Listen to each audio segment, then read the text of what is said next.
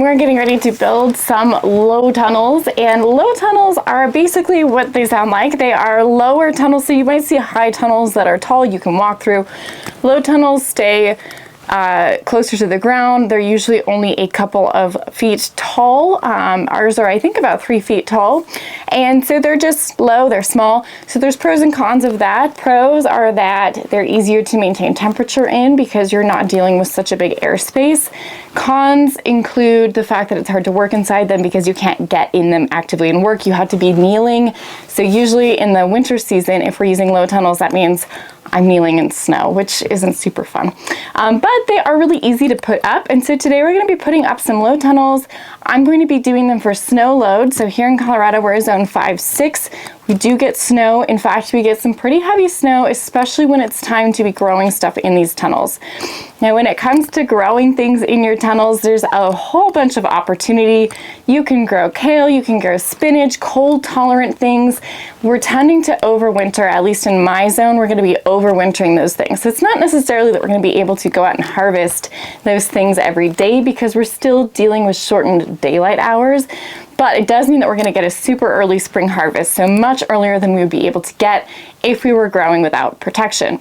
So we're going to do this for snow load. We're going to use metal conduit because that's going to be better for a snow load.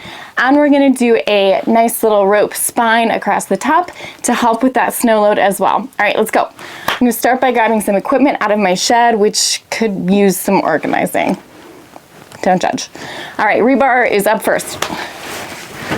You can use different lengths of rebar. We've used both a 16 and a 24. If you're in an area that gets really wet, soggy soils, I recommend going with a 24-inch rebar because the deeper you can get down into the ground, the more solid this is going to be. It's going to keep your hoops from getting all out of whack in the wintertime or in the spring when you get rain. All right, so I'm going to get 16 of these, 8 for each side. When it comes to equipment, depending on how hard your soil is, you may be able to get away with using a hammer to hammer your rebar into the ground, but we use something a little bit more heavy duty that I like to call the enforcer. This is the enforcer. I also use it to chop wood. It's way too big for me, and it's also very dull, but it does the job. And you can see this is much heavier, so I can just use the weight of this guy to hammer those into the ground. If you have one of these, definitely recommend using it to do this job, especially if you're using those longer rebar. The enforcer! Okay, I had too much coffee. All right, last step. Well, other than the hoops. The last thing I'm gonna grab out of the shed wow, is the rope. And so we use the nylon cord. This forms the spine of the tunnel. So you can see this is a pretty good quality cord here. You can also use clothesline. I mean, we kind of use whatever, honestly, whatever the hardware store happens to have in stock. This nylon stuff works pretty well. Really, whatever you can find. And we're gonna go longer than our actual tunnel is going to be because this rope needs to be long enough to span across all the tops of the hoops and go down to the ground. So make sure you're calculating for that down to the ground distance as well. So we mentioned our tunnels are about 3 feet tall. So at the ends of the tunnels, we need at least an extra 3 feet and ideally more so that it can reach down to the ground. All right, I forgot the other thing that's really helpful to have, which is a measuring tape. That way we can tell if we're making the distance between the hoops the right distance and also the distance between each hoop. So the bed width and the hoop distance we're gonna measure. Okay, let's go. All right, so I have my irrigation tape down still from the fall. So I'm gonna go ahead and just move it to the side so that I can level out this bed. It's easier to prep this soil and the bed itself before you install the hoops because once you put them in, you have a lot of stuff to work around. So I'm gonna do this before I start. Now we compost in our walkways. So every spring, so every fall actually we put down a lot of leaves, and then in the spring we usually put down straw or leaves or some wood chips in these walkways.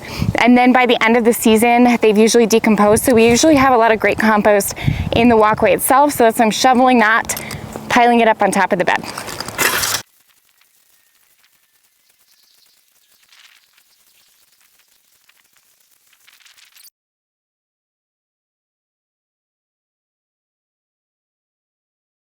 All right, I figure that's good enough. Let's get this rebar in. Let me put these irrigation lines back in. Okay, it's okay if they're not perfect right now, so we're gonna come back and fix that when we plant. But we wanna make sure that our first hoops and our end hoops are spaced the correct distance apart. So I'm gonna start, I'm gonna eyeball the first one. Here's my 3 feet. Make sure it's in line with the rest of the field. Stick the first one in. So I'll stick my first one in. Then I'm gonna use my enforcer. The enforcer to hammer it in. So I used to hammer it in like this. That's hard on your back. So now I just use the bottom and I use the weight. The trick is you have to make sure that the rebar is going in straight up and down. You don't want it in or pointing out, because with the metal hoops that we're putting over, it needs to be really basically straight up and down, or else the metal hoop is gonna have trouble fitting over it.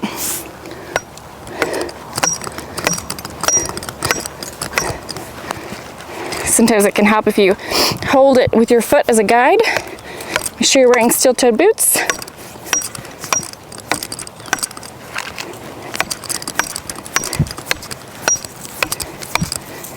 All right, so we leave about 6 inches popping up out of the ground to slide our hoop down onto. Now I'm gonna measure 3 feet across from that to insert my other rebar, and that's because we're using the 3-foot hoop bender. That hoop bender that we have specifically makes hoops that are 3 feet wide, so we wanna make sure that our rebar are also 3 feet wide.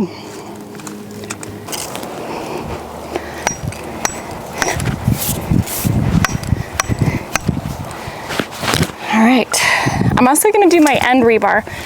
So I'm gonna use a shorter rebar, probably use a 16-incher for this, a little bit shorter, and I'm gonna put one in here at an angle. This is where my spine rope is going to tie down to the ground. So it's gonna go out, I'm gonna put it in the ground about this angle. And about 1.5 feet or 2 feet away from your tunnel, because it's gonna come out down and at an angle with that rope. It'll make sense when I show you. Okay, so if we don't do that first rebar at an angle, what happens is that rope is gonna slip up and off. If it's pointing straight up, the rope just pulls right up. So that's why we do that at an angle. All right, we're gonna go down to the other end and do the same thing. Then we'll tie a rope in between so that we can keep the rebar at the right spacing all the way down.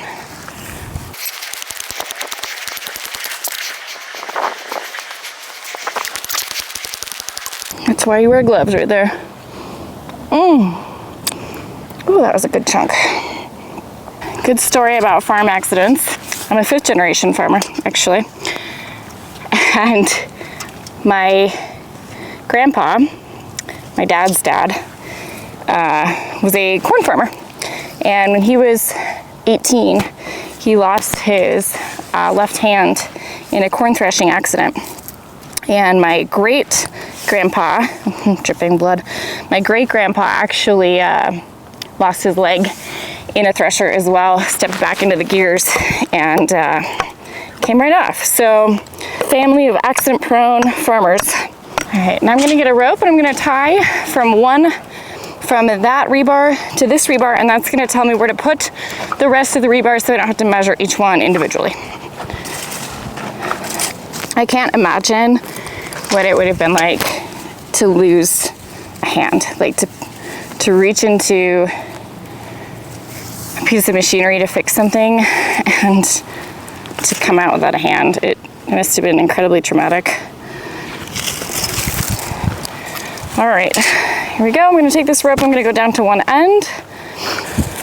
So you can see this is the rope that we're gonna use for the spine. Actually, it's the same rope, and that's why it's longer than the tunnel itself is. Okay, now I'm just gonna pull it taut and I'll attach it down on this end.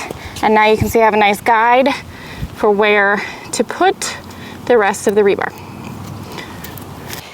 Now, because we are going to be using this guy in the early spring, starting about in February, we definitely want to make sure that our hoops are going to hold up to snow. So here in Colorado, we tend to get our biggest, heaviest snows in the spring, usually March and April. So heavy, wet snow sitting on these guys. So we're going to space our hoops about 4 feet apart to make sure that they're able to handle heavy snow loads. If you put too much space in between each hoop, then there tends to be a sagging that happens when you get snow accumulation on top of your plastic.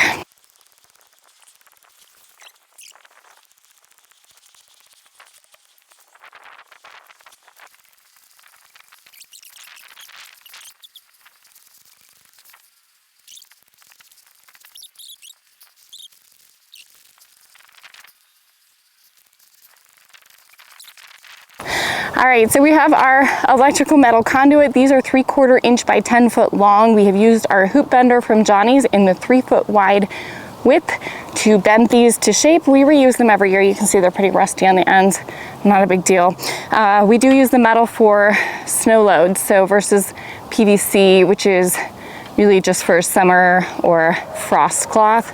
The electrical metal conduit works much better if you have snow loads. Let's put these on. We're just gonna slide these right over the rebar. And I like to do kind of both sides at the same time because it makes it easier to attach.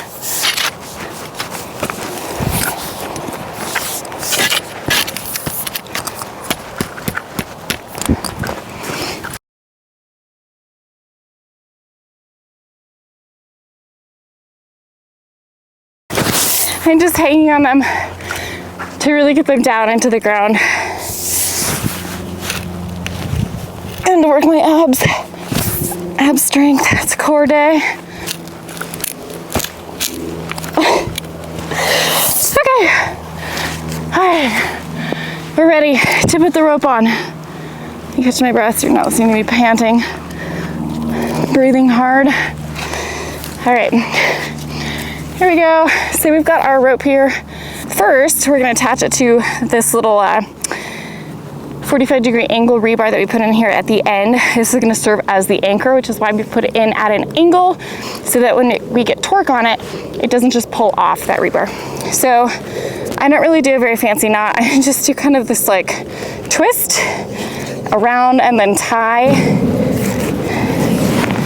You don't have to do a fancy knot. It really, as long as you can loop around and tighten this if you need to, it'll work.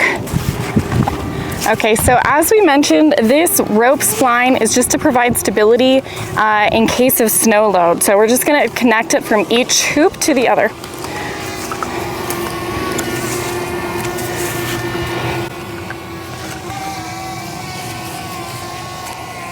And I'm pulling it really nice and taut.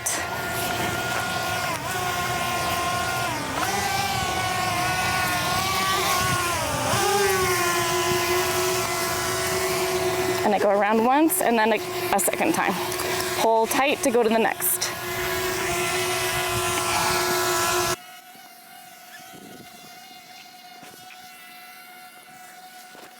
So we have our frame in place. I'm going to show you how to do the next step, which is to attach the greenhouse plastic. Now, I do recommend actually buying greenhouse film.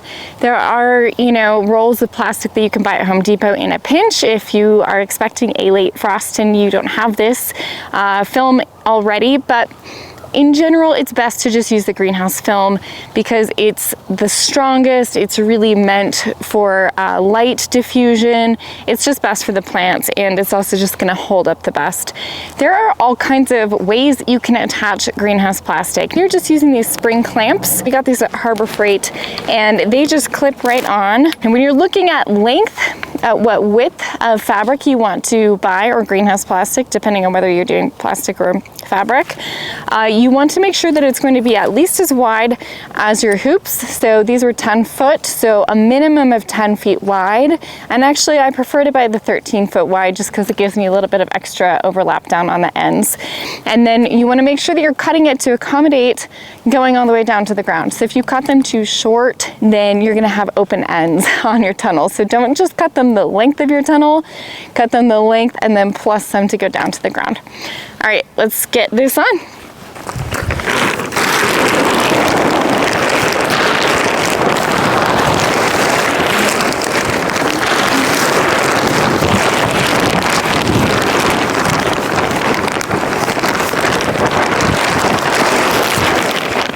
So I'm gonna start by getting all of the plastic all the way over, and then I'm gonna straighten it up.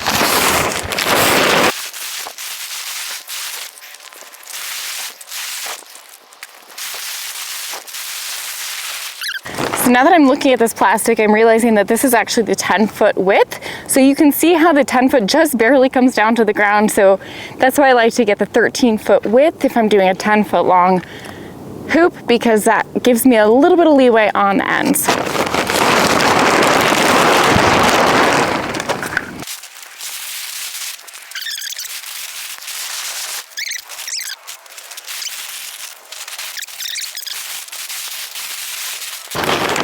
You can see I actually have quite a lot of extra on this end, so I'm going to pull it a little bit that way.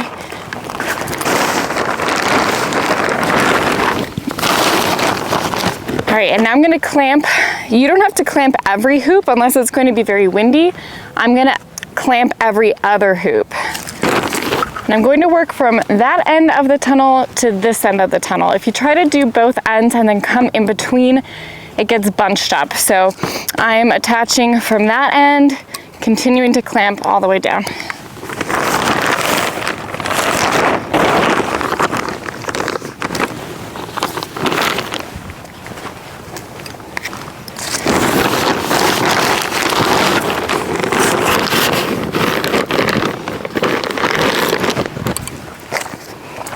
Clamp the end, nice and taut.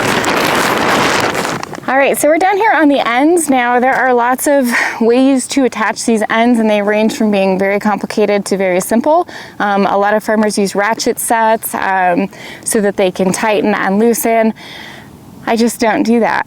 You can do that. If you want to look up Bear Mountain Farms, they do a very taut ratchet set with ropes. Again, this is the quick way to do this, all right? So I'm just gonna bunch up this plastic here at the end, and I'm gonna zip tie it.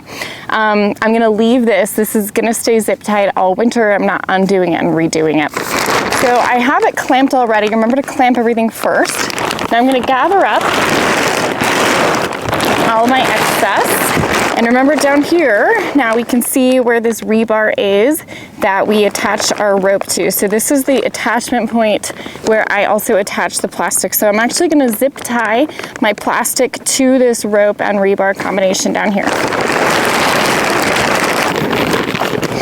Now I've got my handy zip tie, which I always do backwards. Zip tie, make sure that you're zip tying it to the rope so that it has something to stay down attached to. So now it's nice and zip tied. You can tuck this end. Now I cut this plastic, you can see probably a little bit too long for this tunnel. You could either trim it down or you could just bunch it up and push it to the side. Either one works.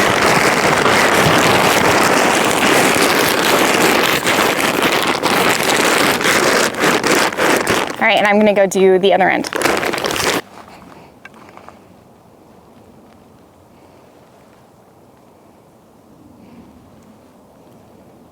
All right, guys, I hope that you enjoyed building this low tunnel with me today. I think you'll be really surprised at how much season extension you can get out of just a simple structure like this.